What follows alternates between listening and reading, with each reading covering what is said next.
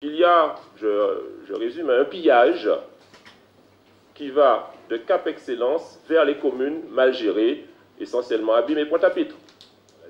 Il y a une prise en charge massive de Cap Excellence pour ces communes en déficit, Pointe-à-Pitre et Abîme. Donc ça me gêne énormément qu'une structure qui fonctionnait bien, qu'on l'endette et qu'en plus on la pille pour couvrir des mauvaises gestions, notamment en termes de frais de fonctionnement et de personnel, des mairies, notamment des Abîmes et de Pointe-à-Pitre.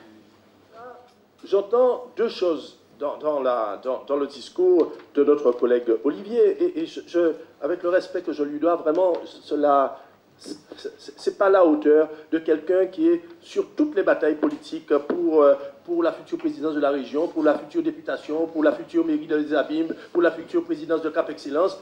C'est pas possible. Tu peux pas avoir autant d'ambition et ne pas savoir, je veux dire, modérer ta critique qui peut être constructive. On a besoin d'esprit critique, on a besoin d'apports critiques pour améliorer les propositions. Mais quand tu viens dire que la seule chose que tu remarques, c'est ceux qui n'auraient pas l'aval de la région, là où tu pourras peser de là où tu es, eh bien ce sera bloqué, ce n'est pas constructif pour la construction de la Guadeloupe.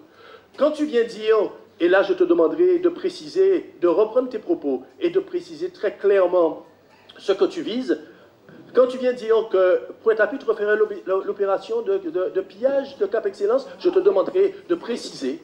Et si c'est ça, et si tu ne précises pas, eh bien je verrai quel cadre légal on peut donner à une telle ascension. Ce n'est pas acceptable pour la population de Pointe-à-Pitre. Et je le dis devant tous les collègues, devant la presse, ce n'est pas acceptable.